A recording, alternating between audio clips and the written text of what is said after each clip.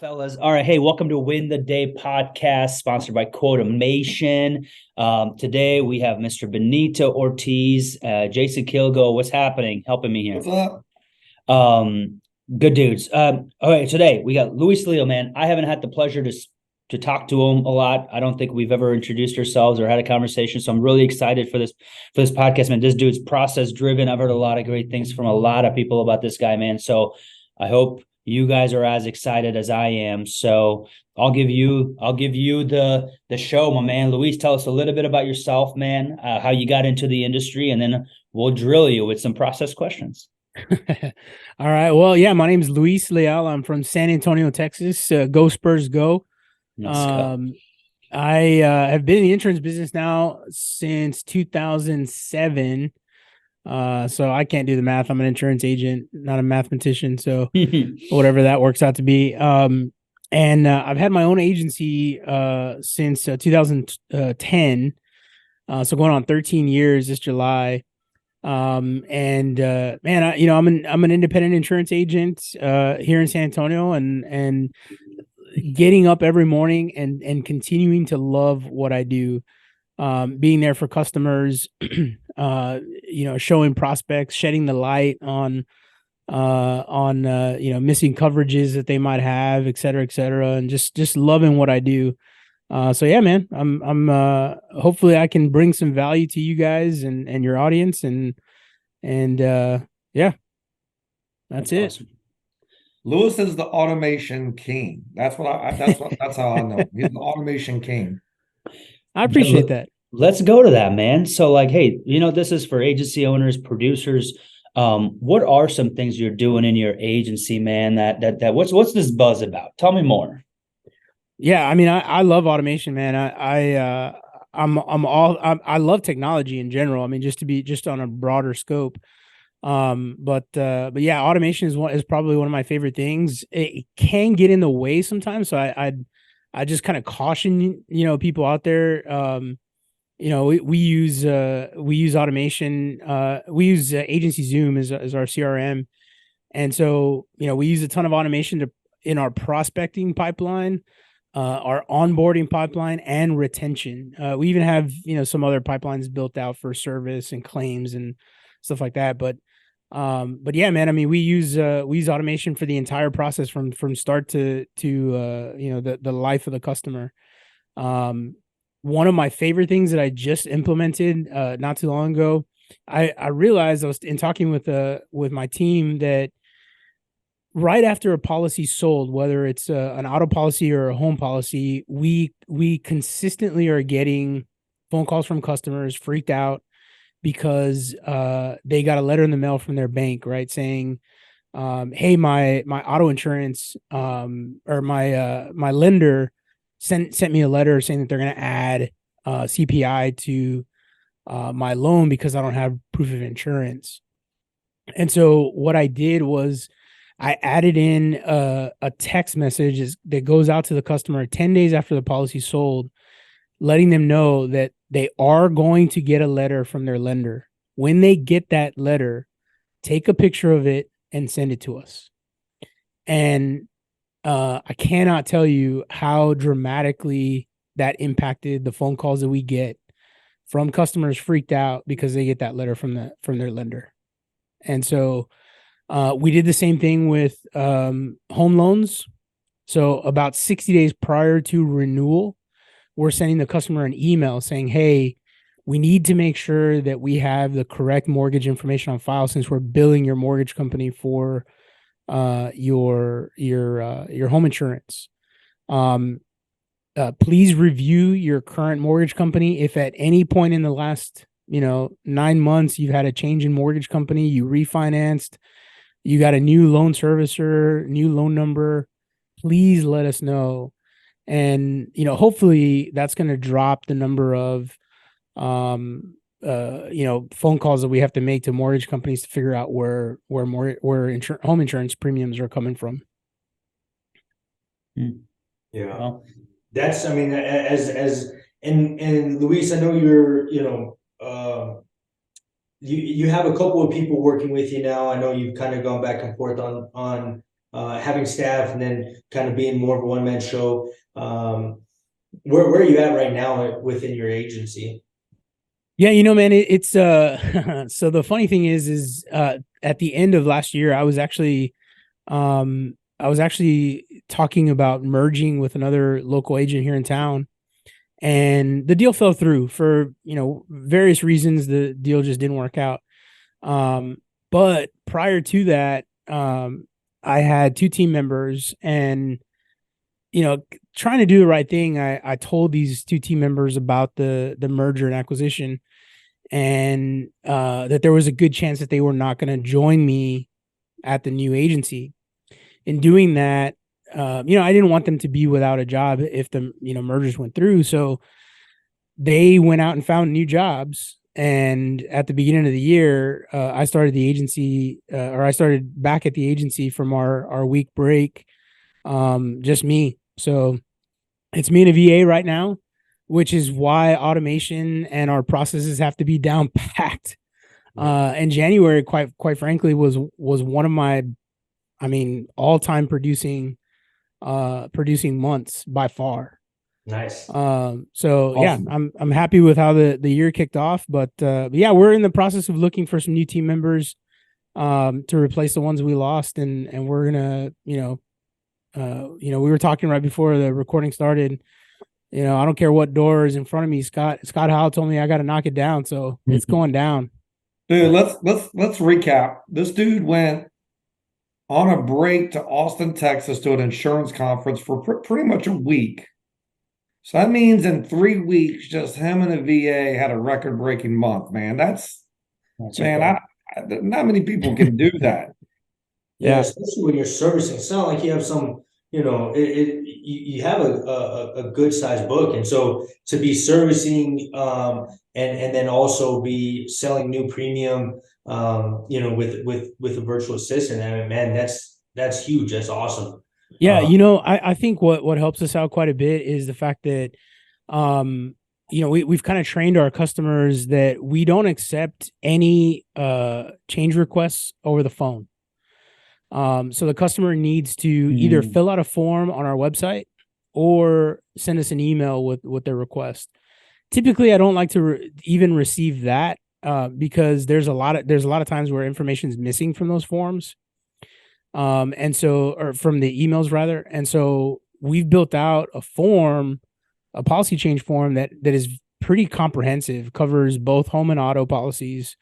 And we've trained our customers that whenever they need, service on their policies, they're going to fill out that form on our website, get that into us for processing. As soon as we get it, we turn around and process that and get it back to them. And then, we also put the earnest on the customer too.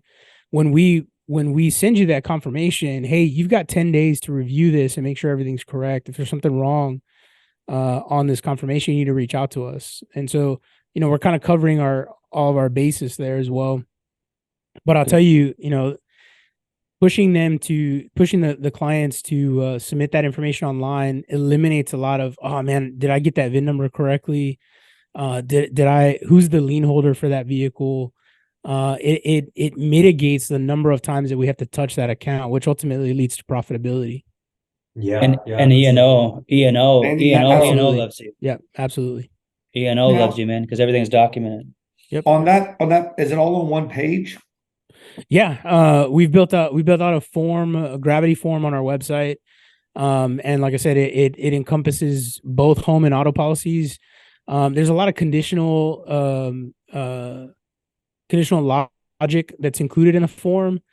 And so, if they choose, I want to make a change on my auto policy, well, they're not going to see questions for the home insurance policy, right? And then once they go to the next page and they say, oh, I want to make a change to my coverages, and only click coverages, well, it's not going to ask them, changes for, their lien holder or whatever.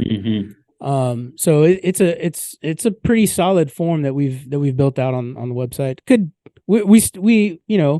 We'll improve it, as anytime that we see things that we're missing or whatever, but yeah, it's a pretty solid form.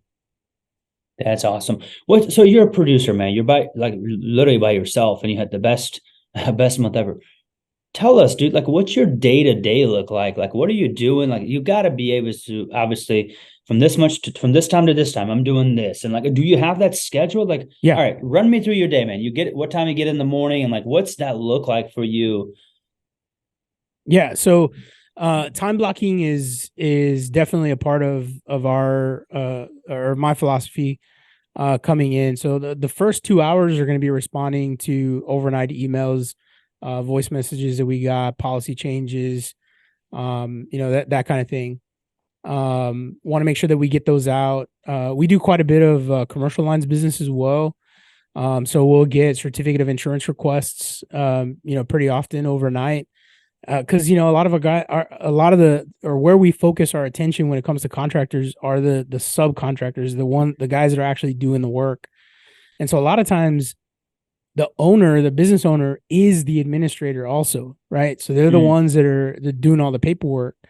And so they're not going to have time during the day because they're out doing the work during the day. So in the evening, they're doing payroll, or they're doing, accounting or budgeting or whatever it is that they've got to do to run the administrative side of the business.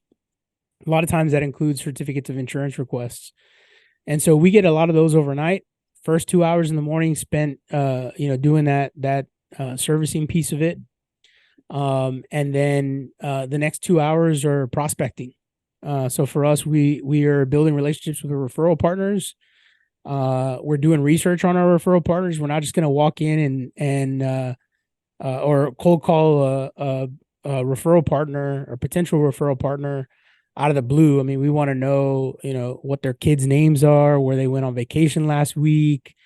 So we're going to do some prospecting. Yeah, that means I'm going to be on social media a little bit, but it's not because I'm not working. It's because I'm doing research. Mm-hmm. Mm-hmm. Then we take an hour lunch, and then come back, and I spend some intentional time on my leadership. So I'll read for about an hour. That's picking up a book, listening to a podcast, whatever it might be. Spending time, for to improve myself is important, is key. So that when we do get new team members in, I can lead them well. Mm-hmm. And then the next 2 hours are going to be the next 2 hours. The next 2 hours. Let me look at my calendar real quick. Dude, he always says we. That's the definition of a leader, man. Like, it's not, even though he doesn't have any team members right now, like I can tell he was an incredible leader when he was going and leading people, because I haven't said him once he said, I do this. It's like, we do this. That's cool. That's cool. Yeah. And so the next hour of my day is intentional time with my team, if I had a team, right? So when I had team members, 1 hour of every day is spent either coaching, either solving a problem that they might have. Maybe they're trying to figure out where a customer is going to be a good fit market wise. So 1 hour is spent there. And then the next 2 hours is, just trying to planning. So that's my day, man. That's time blocking, is on a day in and day out. That's what we're doing. Awesome. And so when we first met at the first One City World Tour, the thing that I kind of gravitated and was really interested in was your main market, at least at that point, is subcontractors. Yeah.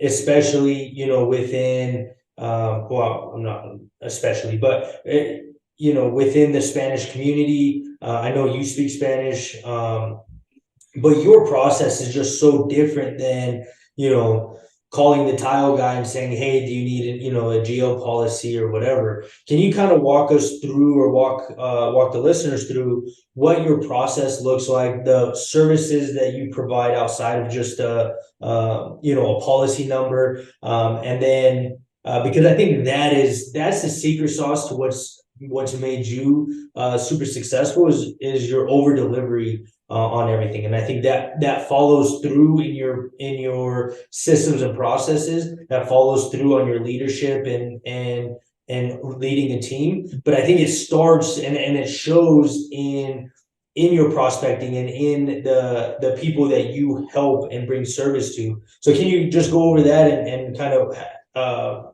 what Chingon Insurance is all about? Yeah, absolutely. So, one of the things that, or one of the areas that is a niche for us is like I mentioned earlier, the subcontractors. These are the guys actually doing, the work. And I wanted to be able to bring value to them in a way that was different than, where they've maybe come from or what they've experienced before. And so one of the ways that we did that was we recognized early on that a lot of these guys, as I mentioned earlier, they're one-man operations sometimes, 1 or 2 man operations. They've got, a couple helpers sometimes. That they're worker bees. They're the ones out there doing the work. And so a lot of them don't have structure to their business. Some of them didn't even have, all they had was like a DBA, right? They didn't have an LLC set up. They didn't have a business banking account. And so what we did was we wanted to partner with them to show them how to create a true business and how to operate a business. And so we went out and created strategic partnerships with some folks to help them set up their organization. So we've got a partnership with a tax consultant who can help our clients set up LLCs that they will get them set up on payroll, how to pay their bills correctly. And then, they've got to have a structure. They've got to have some separation of their personal assets and their business assets. So we went out and found a business banking partner to set them up on not only business banking accounts, but, savings accounts and maybe even retirement accounts. Lewis, you know what I like about what you're going through right there with everything is, man, I can't stop counting all the opportunities for new business. Yeah. And referral partners. I mean, you don't even have to really just figure out, I mean, I know you're prospecting, I know you're continuing to get better. That's what great agents do. But I mean, right there, helping these subcontractors out. Now you're in front of accountants. Yep. Now you're in front of wealth advisors. Yep. Now you're in front of payroll people. Now, I mean, the list just keeps going on and on, and they're loving you because you're bringing clients to them. Exactly. Everybody's benefiting, and then you're like, hey, your clients could probably use my service as well. Then that's another, 1, 2, 3 for another opportunity. Yeah, and the good thing is, my clients are talking me up to them without me prompting them, right? Mm-hmm. So my clients are the ones that are talking to these referral partners and saying, "Yeah, man, I'm so glad that Luis put me in touch with you, and he's added so much value." And this is stuff that my clients say, is not stuff that I'm saying. And what's great is the next time that I talk to that referral partner, they remember that. And so then when the conversation comes to, hey, how can I add value to what you're doing? Then we start the conversation about, how they can start sending business to us and why they should send business to us. So yeah, it definitely helps our clients, but it also helps to build relationships with these referral partners for sure. 100%. That's good. What's that conversation look like, Luis? Like when you're calling a contractor, subcontractor, I'm assuming, are any of them cold? No. So 90% of the business that we get, it's actually like 87%. I was looking at our numbers at the end of 2020. 87% of the business that we get is referral based, and so we get referrals from customers. We get referrals from referral partners, strategic referral partners. Fortunately, we're really close also to the planning and development office for the city of San Antonio. Okay. And so funny thing is that sometimes what will happen too is that a contractor will walk out of the office because they were trying to pull a permit. And in order to pull a building permit, you have to have a license. In order to have a license, you have to have insurance. Yep. Right. So what has happened also is that those contractors will walk out of the office and they'll say, general liability insurance near me. They'll do a search for that, and my office will pop up because I'm really close. Right. And at that moment, that contractor is only looking for general liability because they want to get their license. They want to get their permit. Right. So we make that process super easy for them. I mean, they're good from quote to finish. We can do that in under an hour. Then we turn around and set them up on automation. And the automation, the onboarding automation that we have for those contractors includes introductions to those other services that we've brought in for them. And that's how we kind of warm hand them off to our vendor partners. They handle a lot of the heavy lifting, to really solidify that relationship with that contractor. I might derail this whole thing right here, but I've got an off the wall question. And look, those that know me, I tell everybody all the time, my wife is Mexican, right? It's I get your culture. I get, that heritage. But why is it that the Hispanic community are so great at referrals, at client referrals, and loyalty, the word on good service, loyalty, and no other race is loyalty? Our culture breeds loyalty.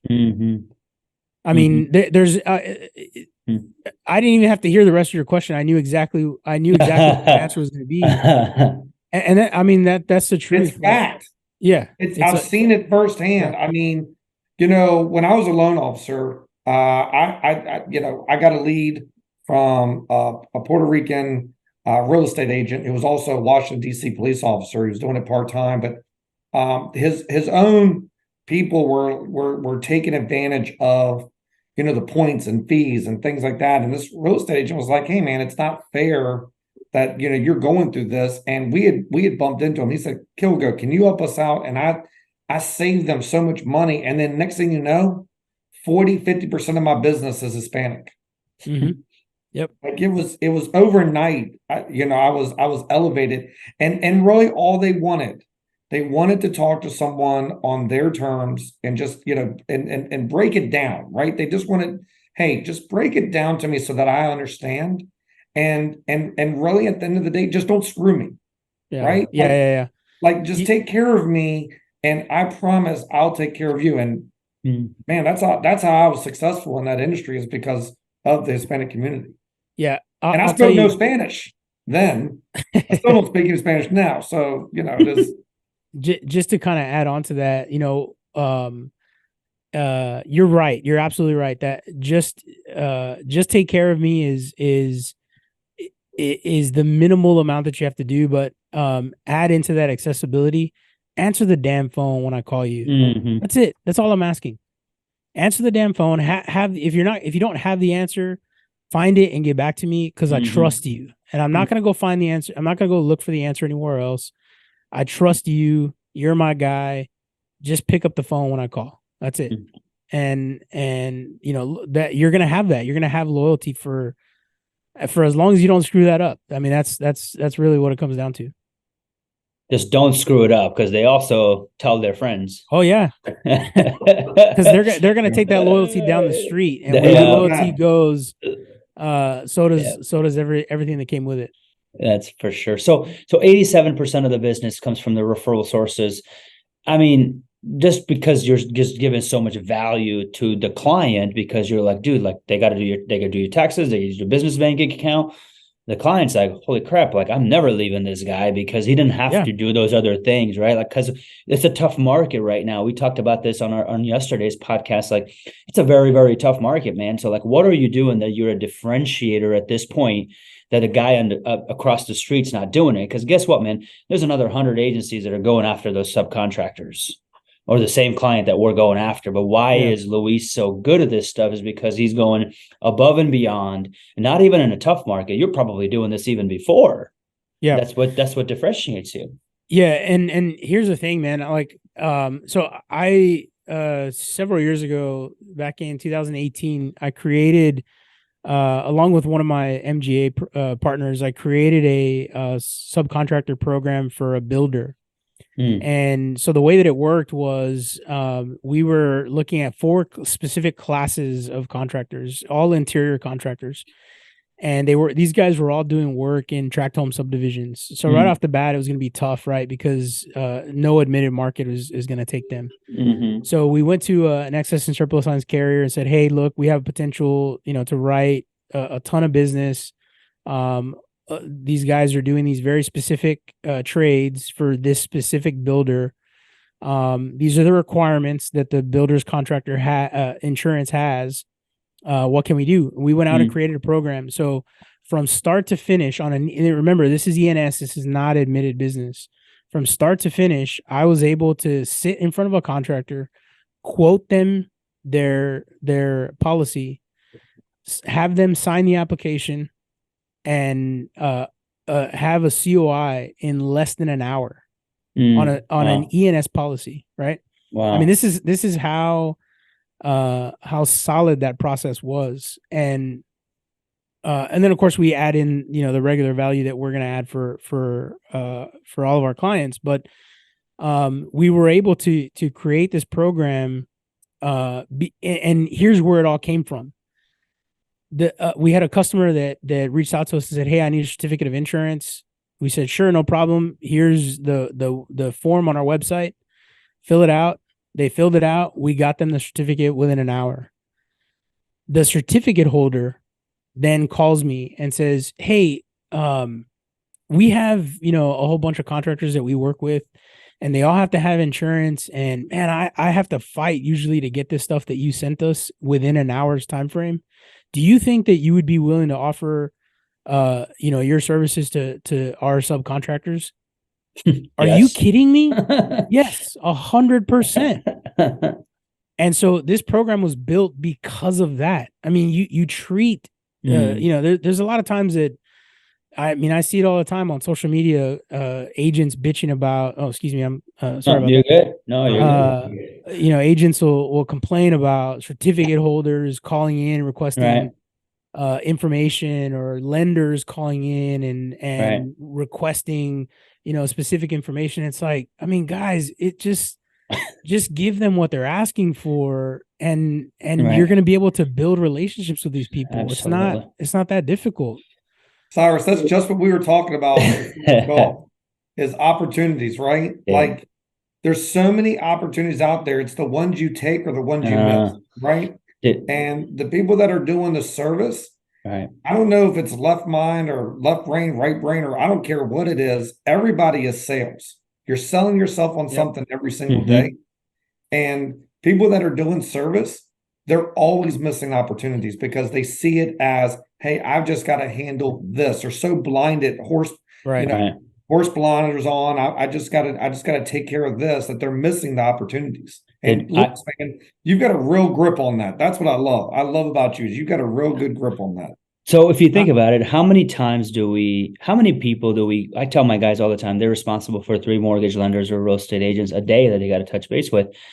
And they're always complaining about it. I was like, okay, Maggie's our operations center on the service side. I said, Maggie, how many of these like service people or these mortgage processors have called us or emailed us or whatever for a new deck page or whatever? He goes, oh, last week we got like 14.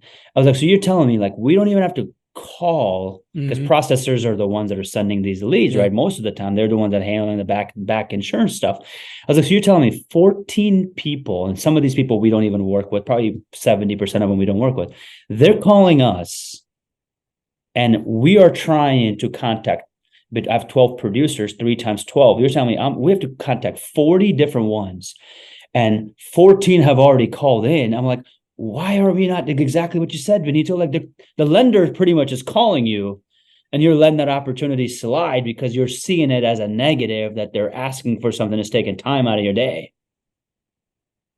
It's crazy.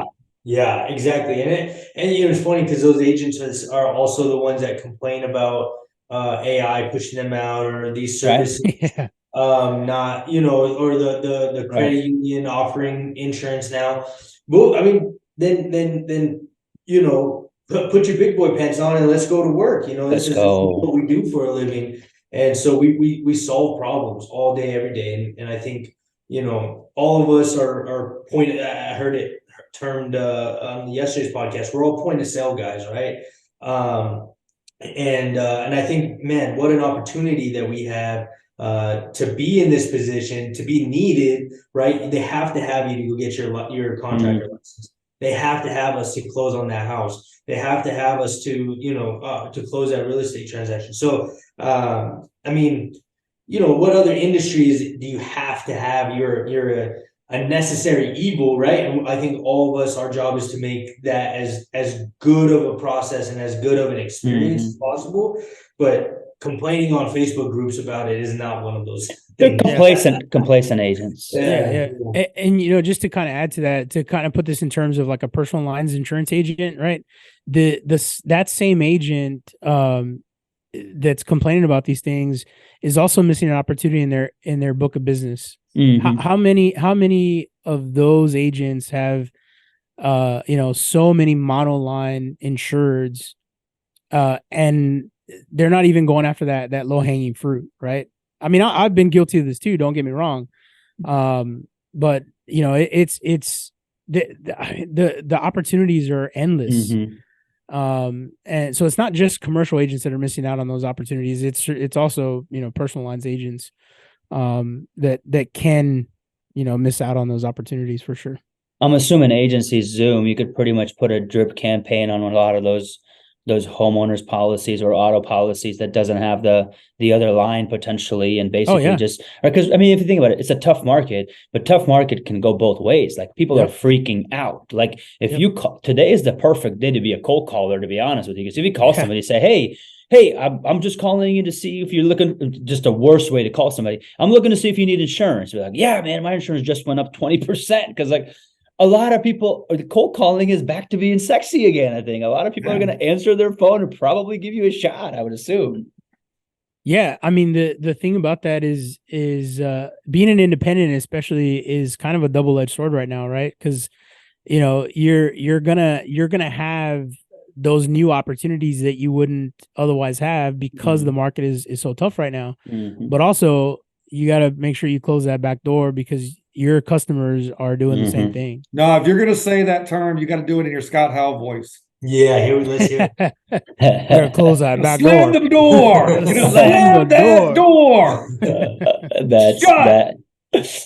That is awesome. Luis, dude. Dude, I almost peed my pants when he said that line. Seriously, I was standing right next to the guy. He just went off, and I was like, "Oh my gosh!" I was like, I felt like I was like in the army or something. Like I'm telling you, I was standing right behind the guy when Scott was going off, and I was thinking to myself, I'm so glad I'm not standing 2 feet in front of me where I'm standing. That's funny, dude. That's good stuff. So, hey, what systems are you using? I know this automation. So, just agency Zoom. Do you have any complementary systems at all, or are you just using agency Zoom? Well, okay. So for communication to customers, pretty much all of that is going through agency Zoom. We've got a bunch of pipelines built out, and a bunch of automations in those pipelines. But we have, Ring Central is our phone and text service provider. We've got Now Certs as our agency management system. We use G Suites. We've got Tarmica, which is our commercial lines rater. Got it. We just signed up with a company called QuoteWell, which we heard about at the One City World Tour. Really excited about what they're doing, and the flexibility that they have, being such a startup, being such a brand new startup. What do they do? So they're essentially multi carrier application submissions. Got it. And so it's almost like a Tarmica, but they've got the capability. They're going to have the capability soon submitting to ENS raters as well. Got it. So we're looking forward to that. Oh, commercial Yeah, driven. Okay. I really want the ENS carriers to be able to take payments. That's what I wish they would change. Like, I don't understand how difficult it is for them to pay the fee, the card fee, or whatever the fee is. It can't be astronomical. What I don't know. Maybe I'm speaking. I don't know what I'm talking about, but 2-3%, whatever it is, less, and take the money. They're getting paid regardless. Take the money. So are you talking about ENS carriers? Yes. So it has to do with licensing. It has to do with how they're set up. They That can't needs to direct. change. That needs to change. Like I mean, I guess because it's a non-admitted market, the rules and everything are different. Yeah. But I mean, dude, I'll be honest with you. Mind. We have, I mean, we use Ascend, right, for our premium financing, and they're killer. I mean, they basically make it direct bill. So I mean, I'm all about it. I saw somebody in one of the groups that I'm in ask a question about for those agencies that are heavy on the ENS side, if they've considered opening up a premium finance company. And I'm like, why would you want to do that when you can partner with someone like Ascend and get the same take rate that you would get if you had your own premium finance company without the headache? Right. So for me, it's so much easier to just put in a take rate in Ascend and get that small monthly commission check every month on that one account. So Agreed. yeah, I mean, I love a service like Ascend, and how they make billing easy for our ENS customers. And then you also you said Gravity Forms, Yeah. for your forms. Okay. Yeah, Gravity Forms, we're a huge Zapier user. We just created another piece of automation with the help of another agent to actually send life insurance quotes to customers who buy home insurance from us.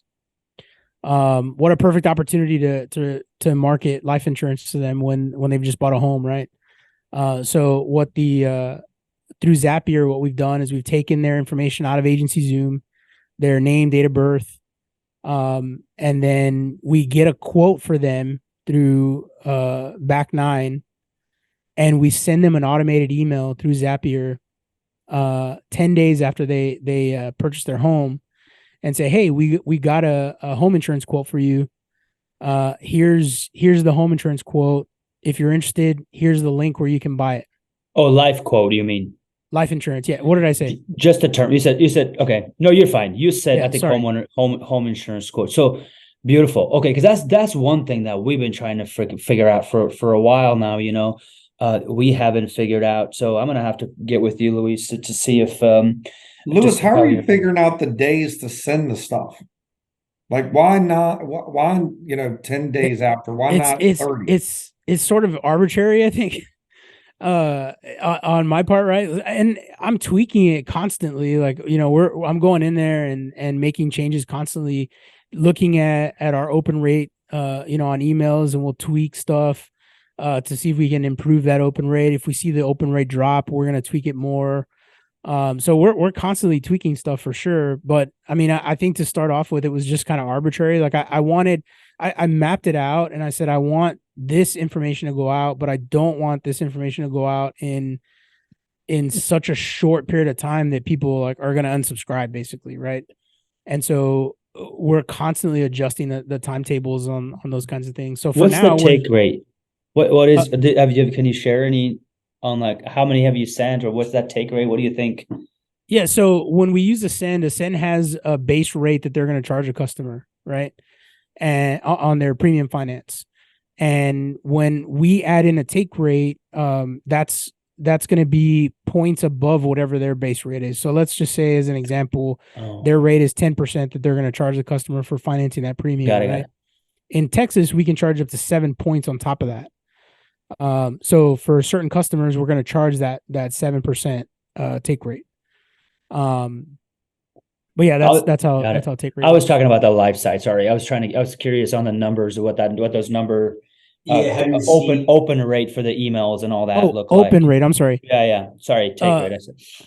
Yeah, that's right. So on my open rate. So I just literally Did it. Okay. I just literally created that email. What's today? Thursday, on Tuesday. Okay. So I've only had one email go out so far, and it was open, so it's 100%.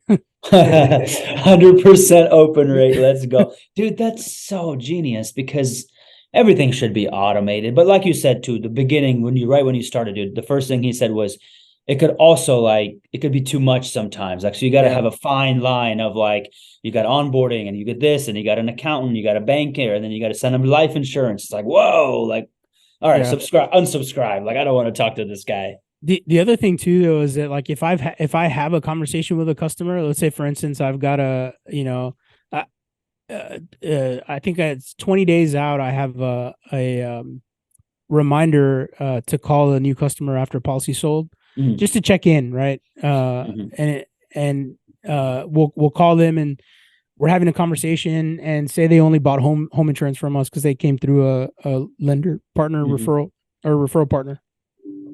And say, hey, what about your auto insurance? Can we quote you on that? And at 21 days, I have an automated email that goes out to them saying, hey, what about your auto insurance? Can we get a shot at that? Right. So then the customer gets that and is thinking, wait a minute, didn't we just talk about this yesterday? Why is he sending me an email about this today? And so you got to be real careful and cognizant of the fact that you've got those automations built out so that you're not confusing the customer, or pissing them off because you already had the conversation with them about that. That's awesome. Dude, great stuff. I want to make sure we leave a couple of extra questions I'm sure these guys might have or we might have. Because I know we have about 5 minutes left, guys. Anything big you guys want on processes or automation you guys want to ask? No, I've just known Louis I feel like a long time, and I'm just in awe of what you've been able to put together by yourself, essentially. And I never have a dull phone call around him. He's always shocking me with new processes and new things he's got coming up. This life thing is genius. I'm sitting here in my head trying to figure out, all right, we do that, but it's more of like we don't send the quote. We just, it's more of a, hey, we do this. And, if you don't want it, sign here because we want to have something on file that we did go over this with the client. But I think if you put something tangible, if you put that quote in their hands, now they can calculate. I mean, people, because that's what they see. They see the numbers, right? Right. And then they want to act on it. Hey, either this looks good or it doesn't look good. Either way, you can kind of get a feel for it. So I really like that. I'm just trying to figure out if there's a way that we can make it work on our end. But just the fact that you've put something like that into play, which dare say 99% of agencies haven't, 100% of agencies haven't, this is, it's just, I love the way you're changing the game. And I've always been a believer that it takes a team, it takes people to get where you want to go. A lot of the goals for insurance, it takes, you need people to be able to accomplish it. It's hard to do it by yourself. Yep. Well, Louis, you stand on that hill because you've been able to do that. And I have a lot of respect for you, bro. A lot of respect because this job is not easy. I know it almost feels sometimes impossible for me to do it by myself. So my hat's off to you, man. I appreciate that, man. I just an incredible dude. Means a ton. Yeah, and you're doing some groundbreaking stuff, man. Just keep it going. Just keep me in your coattails. Keep me in mind when you do all this stuff, so I can tag along, man. I learned from the best. And I come with it. Come with it. No, man. I mean, Luis, we have been talking a little bit, so I appreciate you, man. I appreciate you coming on and answering the text so quickly, and always being down to support the team. So I appreciate it, man. And I think the one thing we didn't get to, can you give us three takeaways on what it takes for you to win the day? I know we talked about time blocking. That's a big one, especially especially as you have so much stuff going on and so many processes that you got going on. So what are the two other big takeaways that a producer can do to help win their day a little bit better? Yeah, man, don't be afraid to ask questions. You know, I'm not afraid to pick up the phone, even as an agency owner of, you know, almost 13 years. I'm not afraid to pick up the phone and call Benito, to call Jason, to call Cyrus, to call, you know, whoever, and say, hey, I'm trying to figure this out. I can't, I don't know. You know, I can't workshop this on my own. So I need some help. That's, you know, one thing. The other thing, time blocking, you gotta prioritize things that are important to you. You got to prioritize the things that you want to get done. Dreaming is good, but like, you know, the great Scott Howe says, what's that? What did he say? What does he say? Something without action, you know, just doesn't get it done. Basically, dreaming without action doesn't get it done. Essentially, and then the third thing is, you know, don't have a scarcity mindset. Have an abundance mindset. Collaborate with people. You know, whether they're on your team or somebody else's team, you know, don't be afraid to collaborate with people. I think that's you know, a big problem that we have in our industry.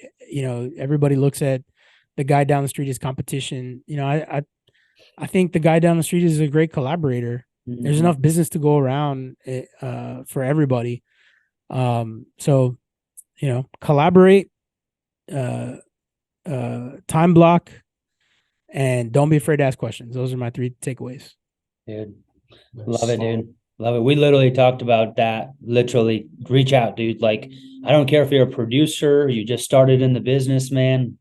Reach out to me, Jason, Benito, Luis, or other people that you have, man. We will gladly guide you the right way, and help you, man. I've got 2 calls after this from just agents that just was like, hey, I saw you on this. I'm just curious on what you're doing. I'm like, open game, man. I'll tell you everything I've got because somebody did that to me when I was in your shoes, and there's a reason I'm here. And that's how our industry just keeps getting better and better and better. And I know these 3 guys that are here, man, will gladly do that. And everybody, man, I truly believe like we've got a really good community, man, that like you can call pretty much 99% of those agents and they're going to say, all right, man, I might not help you right away because I'm in this or whatever, but hey, let's in 2 hours, I've got some time and I'll share and give you all the things that I'm doing to make you successful. But again, I could tell you all you want, but you got to go action, man. You got to go do it. And that's how it's going to happen. Luis, man, I appreciate you, bro. It's good to see you right at the end, man, because like it was in your face until looks like you just got a haircut. Yeah, well, that's what happened. That's why I had the camera turned off because I had my barber. Well, he is really busy, man. He's a one-man shop doing these things, man. Hey, I'm going to reach out to you, man, because I got to talk to you about a couple things. I've already got a headache from all the things that you do, even just talking about it. I don't know how you do it, man. I appreciate you. You're a good thing for the industry, man. And you guys have a good one, and we'll talk to you next time. Appreciate you guys.